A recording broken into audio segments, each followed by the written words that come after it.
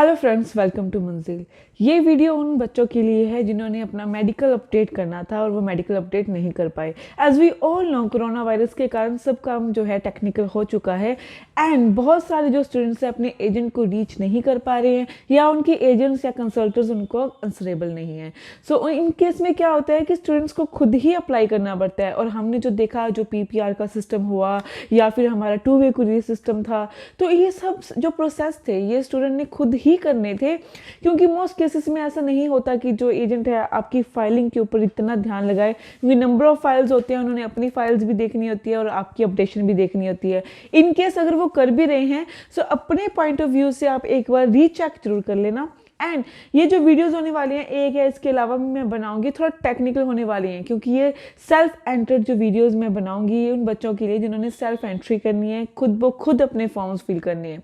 और ये चीज़ों के आपके बारे में जो है आपको क्लियर आउट होना चाहिए, बिकॉज इसमें कुछ भी मिस्टेक हो जाती है फिर उसमें क्या होता है, टेक्निकल प्रोसेस होने के कारण उसमें डिले बढ़ता जाता है। सो शुरू करते हैं विदाउट वेस्टिंग एंड टाइम कि GC की में हम मेडिकल कैसे अपडेट करें। सबसे पहले ये है कि GC की में अगर आपका मेडिकल अपडेट नहीं हुआ तो यहाँ पे GC की मैं आपको क्लियर कर देती हूँ। GC की का मतलब होता है गवर्नमेंट ऑफ कैनेडा की। जब आप अपना वीज़ा अप्लाई करते हो तो उसके बाद आपको अपना मेडिकल जो है वो सबमिट करना पड़ता है। बट क्या हुआ था पीछे से केसेस में आपको भी मालूम है और मुझे भी मालूम है, ड्यू टू कोरोना वायरस उन्होंने कुछ रिलैक्सेशन भी दी थी, जिसमें उन्होंने कहा था कि जो कुछ स्टूडेंट्स हैं वो मेडिकल कर दें, जिनके पास मेडिकल हुआ है वो अपना सबमिट कर दे। और जब कोरोना वायरस था तो सब शट डाउन था, इसलिए हॉस्पिटल्स एंड ऑल जो थे वो बंद थे। तो जिनके पास नहीं हुआ था उनको रिलैक्सेशन प्रोवाइड कर दी गई थी कि उनको जो मेडिकल है वो सबमिट कराने की कोई ज़रूरत नहीं है। इसके अलावा बहुत सारे बच्चों ने जो IRCC के मेंबर्स होते हैं ड्यूरिंग वेबिनार्स ये क्वेश्चन भी किया हुआ है कि कैसे वो अपना मेडिकल जो है वो अपडेट करें, उनको थोड़ा सा गाइड करने के लिए कहा था। उस केस में उन्होंने ये कहा था IRCC के मेंबर्स ने अगर आपकी फाइल लॉन्च हो चुकी है तो आपको एक वेब फॉर्म मिलेगा, तो वेब फॉर्म वो फिल कीजिए, उसके बाद जो अपडेट कर देंगे। एंड यहाँ पे क्वेश्चन आता है कि वो वेब फॉर्म कहाँ से खोलना है या फिर कैसे प्रोसीड करना है। ये सारे जो क्वेश्चंस होते हैं इसके आंसर सिर्फ कंसल्टर्स के पास होते हैं, एजेंट्स के पास होते हैं, जो आपकी फाइल्स जो हैं लॉन्च करवाते हैं, क्योंकि ये प्रोफेशनल वर्क है और ये ऑफकोर्स उनको ही मालूम होगा क्योंकि ये उनका काम है। इन अदर केस अगर मैं स्टूडेंट्स की बात करूं, उनको कुछ ना कुछ पता होता है, कुछ नहीं पता होता, उस केस में कन्फ्यूजन क्रिएट हो जाती है। तो यहाँ पे जब आप अपना वेब फॉर्म जो है वो फिल करते हो, उसमें आपका रेफरेंस नंबर वो मांगता है, जो आपके मेडिकल के दौरान जो हुआ होगा वो रेफरेंस नंबर आपने फिल करना होता है। एंड उसके बाद अपने वीज़ा ऑफिसर को कहिए कि जो आपका जो है वेब फॉर्म है वो चेक कीजिए, उसे अपडेट कीजिए, उनका मेडिकल जो है वो प्रोसीड कीजिए। इसके अलावा अगर मैं बात करूं मेथड सेकंड की, अगर आपने अपने कंसल्टेंट से नहीं कहना है या आपका कोई कंसल्टेंट नहीं है, दूसरे केस में अगर आपने खुद अपना मेडिकल अपडेट करना है GC की में, and this topic is very important क्योंकि यहाँ से शुरू होगा टेक्निकल वर्क। सो उस केस में क्या करना है, आपने GC की में अपना लॉगिन करना है। यहाँ पे मैं आपको बता दूँ GC की के अंदर जो लॉगिन की डिटेल्स होती हैं वो एजेंट्स के पास होती हैं। एंड एजेंट्स जो है मोस्ट प्रोबेबली सिर्फ अच्छे एजेंट्स ही जो होंगे वो अपनी GC की जो डिटेलिंग होती है वो अपने क्लाइंट को या आपको जो स्टूडेंट्स होते हैं उनको प्रोवाइड करते हैं। इन केस अगर वो आपको नहीं प्रोवाइड करे तो उनको खुद रिक्वेस्ट कीजिए कि आपकी GC की में लॉगिन करके अपडेशन डालें, अगर डाल दी है तो रीचेक करें। इन केस आप उनसे ले लेते हैं या वो आपको प्रोवाइड करा देते हैं, उस केस में अपने अपना GC की में जो है वो लॉगिन करना है। एंड उसमें एक ऑप्शन होगा जिसमें लिखा होगा रिपोर्ट अ प्रॉब्लम और मिस्टेक ऑन दिस पेज, एक पूरा का पूरा सेंटेंस होगा। उस सेंटेंस में आपको क्लिक करना है, क्लिक करने के बाद आपको एक लिंक मिलेगा, उस लिंक में होगा आपका वेब फॉर्म, जो IRCC के मेंबर्स आपको कहते हैं वेब फॉर्म भरने के लिए।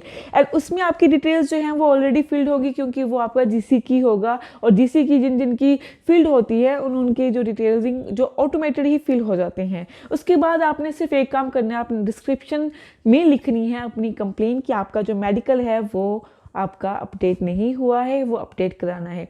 एंड जो उसमें आपने अटैच करना है वो ये अटैच करना है, एक तो स्क्रीनशॉट अटैच करना है GCG का, जिसमें क्लियरली लिखा होना चाहिए कि आपका मेडिकल अपडेटेड नहीं है।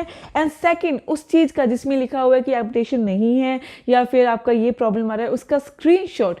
तो ये सारी डिटेलिंग्स जो है आपने अटैच करनी है। एंड यहाँ पे मैं अगर बात करूँ कि जो मेडिकल्स होते हैं वो मोस्ट ऑफ द केसेस जो हैं हॉस्पिटल में होते हैं, एंड वो आपको पिक या फिर PDF जो फॉर्म में आप जो है अपडेट कर सकते हैं। तो यहाँ पे जो 2 फॉर्म्स हैं, जो आपने 2 चीज़ें अटैचमेंट करनी है वो आप मत भूलिएगा। एक तो जिसमें लिखा होना चाहिए कि आपकी जो है मेडिकल अपडेट नहीं हुआ बाय रिटन, एंड दूसरी इसके बाद जो वहाँ पे कंप्लेंट लिस्ट आई होगी कि जो भी आपके PC में फ्रंट में वेब फॉर्म में लिखा होगा कि आपका अपडेटेड नहीं है या इसमें प्रॉब्लम क्रिएट हो रही है, उसमें आपने पिक क्लिक करनी है और वो पिक को आप डायरेक्टली भी डाल सकते हैं या फिर उसकी PDF फाइल बना के भी डाल सकते हैं।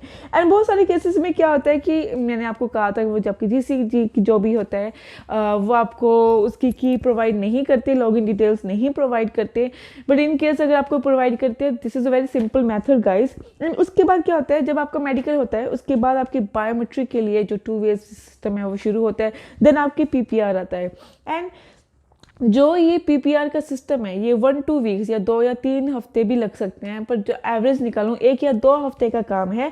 बट जब आप ये ईमेल या वेब फॉर्म डालते हो, सबमिट करते हो, तो उसका ऑटोमेटेड एक ईमेल आता है जिसमें लिखा होता है कि आपका जो प्रोसीडिंग टाइम है 1 या 2 दिन में जो है आपका मेडिकल अपडेट हो जाएगा।